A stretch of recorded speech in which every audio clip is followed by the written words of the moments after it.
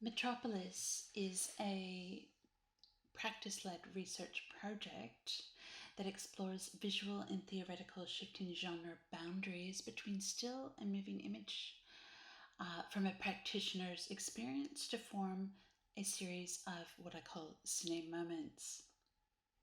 The creative work depicts everyday life in the city of Sydney, Australia.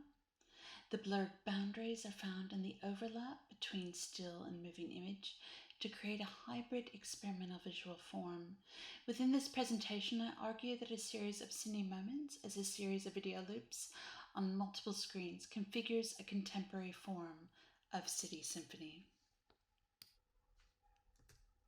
The original City Symphony films, created between World War I and World War II, marked an era of creative playfulness with both camera work and editing. City symphonies such as Joris Ivan's Rain, which depicted a rainy day in Amsterdam, that's the film on the left, as well as Zega Vertov's Man with a Movie Camera, which was filmed in various parts of Russia and Ukraine, that's the film on the right. City symphony films were city poems with rhythmic and imaginative editing. According to academics Stephen Jacobs, Anthony Kinnick, and Eva Hilschler, in the book The City Symphony Phenomenon, through editing and camera work, city symphonies present the city as an optical spectacle. The visual research in Metropolis depicts the city of Sydney in two different eras as moving diptych. On the left side of the screen, a selection of still photographs originally captured between 2000 and 2008 rotates in slow motion, each image dissolving into the next image so the frames are never completely still. One image fades like a distant memory as the next photograph emerges. On the right side of the screen, the moving image as video footage was captured between 2015 and 2020, juxtaposed next to the still images. The contemporary moving images contain a sense of stillness, and the moving still images create a sense of shifting memories. I propose that the term cine moments expands photographer Henri Cartier-Bresson's notion of the decisive moment beyond still photography to include moving images. The creative research in Metropolis actually originated with my PhD research, which was finished in 2020. This research was an exhibition as well as an exegesis.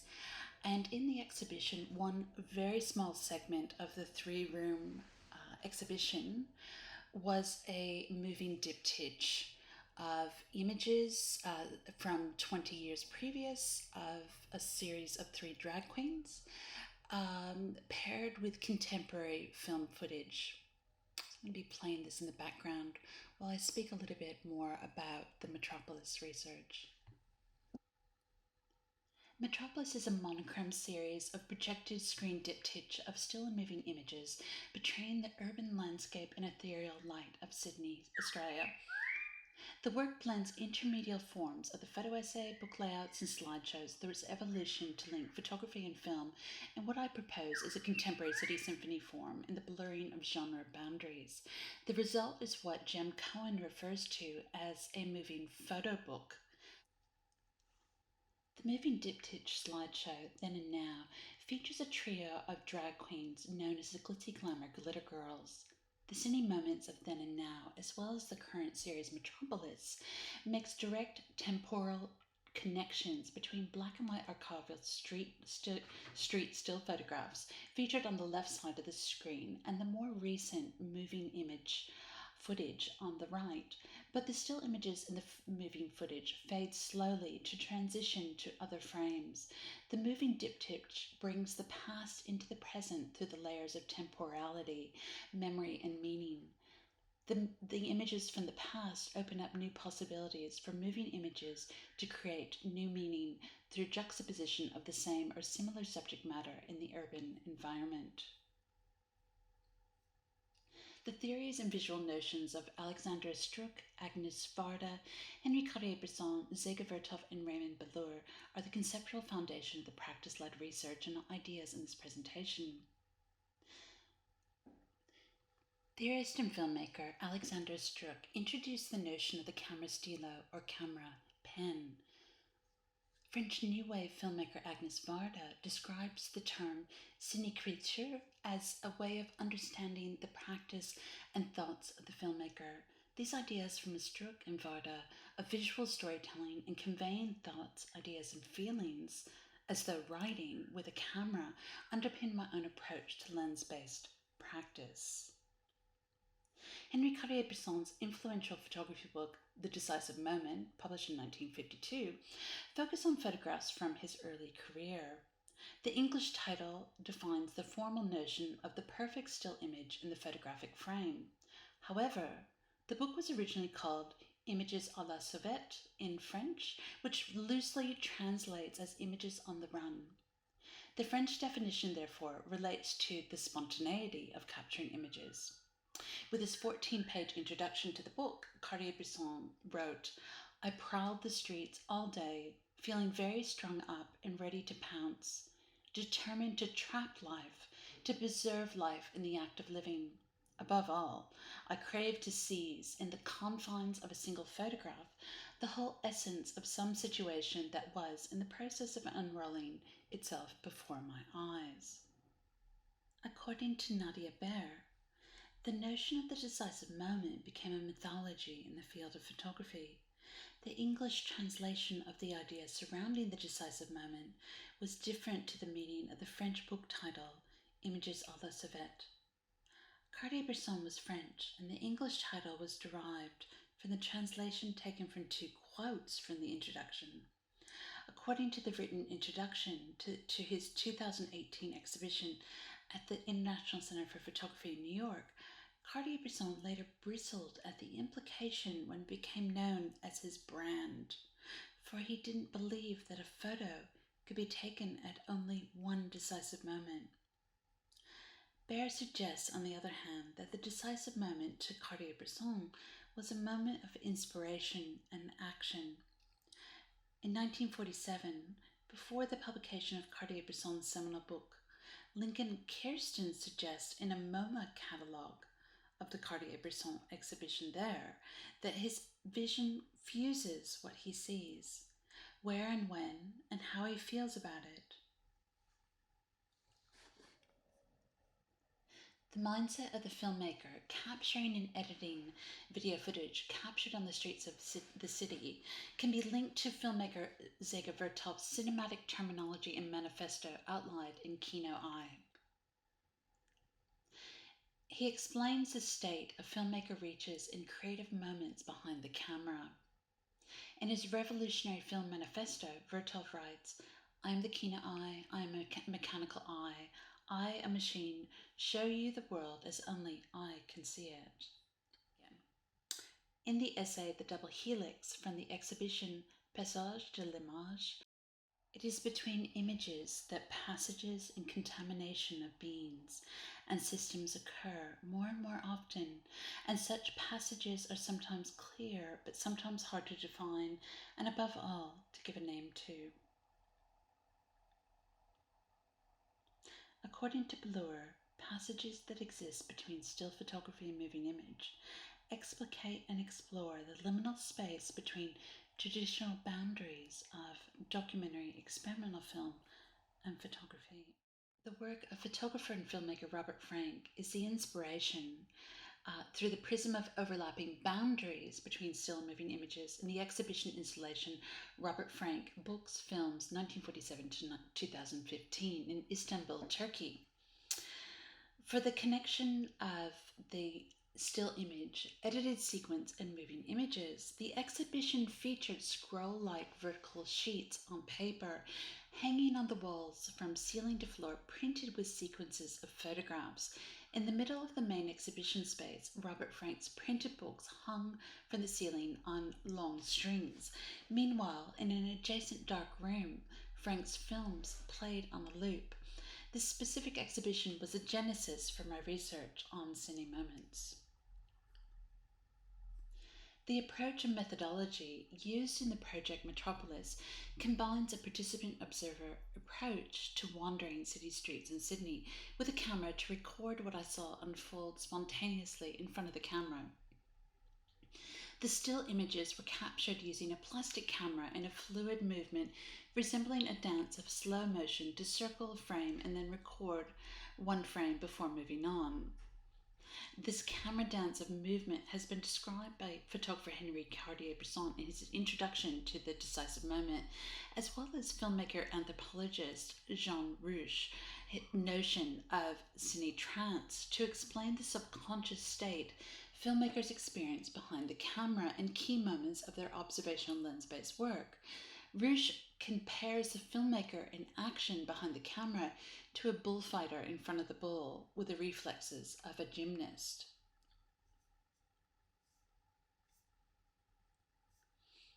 When one is a stranger in a strange land, one has the quest to understand or make sense of the unfamiliar world. For photographer Robert Frank, the quest led him to walk the streets of New York City as an immigrant and outsider from 1947, trying to find his place in a foreign world far away from his native Switzerland. He wandered and explored the city and eventually across the United States on a road trip with his camera that became the book The Americans in 1958. Like Frank, I spent my years as a newly arrived immigrant to Australia, walking and wandering and trying to make sense of who or where I was in the city of Sydney through the viewfinder of my camera. Laura Elkin describes the concept and experience of women who wander the streets in the book Flâneuse. Women walk the city in Paris, New York, Tokyo, Venice, and London. Elkin suggests in her 2016 book that walking is mapping with your feet. Elkin wrote about prostitutes in Parisian streets and female photographers to convey the historical and underappreciated female experience of wandering. Elkin converted the masculine word flaneur to the feminine version flâneuse. As a flâneuse, I discovered hidden corners of light and activity around Sydney, documenting daily life that unfolded on the streets directly in front of my camera like a series of waking dreams. The juxtaposition of archival stills and contemporary moving images in Metropolis from different eras, along with the use of dissolves, stretches time from past to present to create a contemporary city symphony. The editing techniques in Metropolis are the foundation of the visual grammar in the video editing timeline. The visual dissolves are transitions between still and moving frames on each side of the moving diptych. Multiple images together can capture the viewer's attention for a deeper meaning of the city beyond the impact of written text or single images. On the left side of the screen, the still images from Metropolis are moving through the slow dissolve, while the overall moving cine moments linger in the stillness of a filmic long take.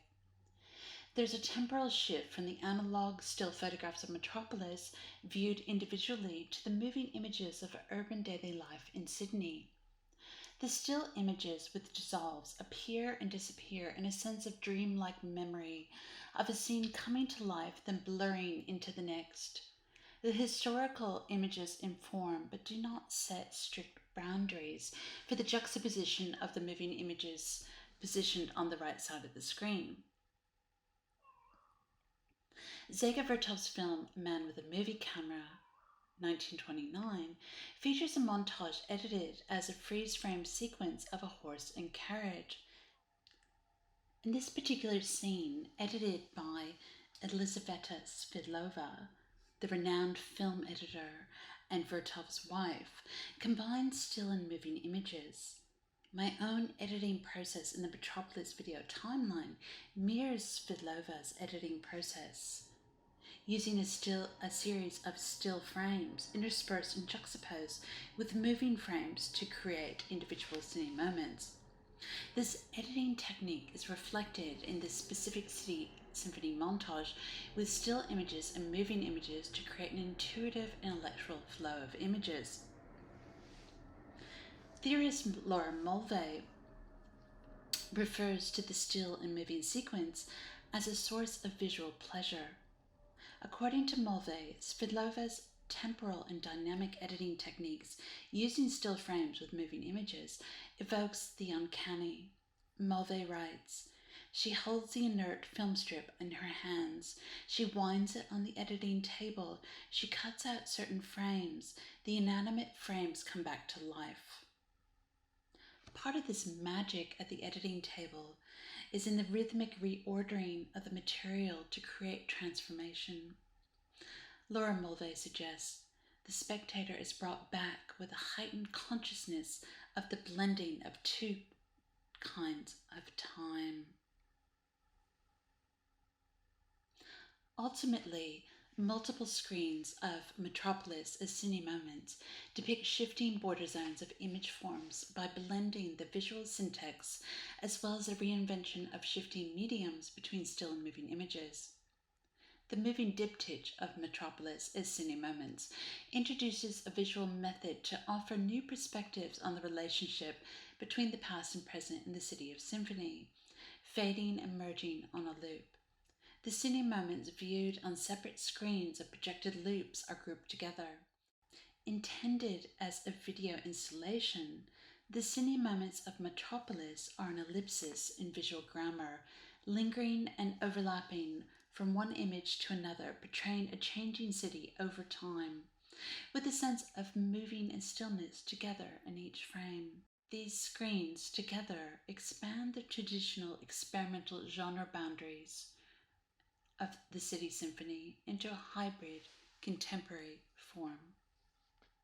The overall aim of this project was to capture the spirit of the main character or protagonist, which is the city of Sydney, in all of its subtle layers in how they interact. You could probably even hear birds outside my window. It's a unique city surrounded by water, nature. It's different from other cities around the world. Thank you for listening to this presentation.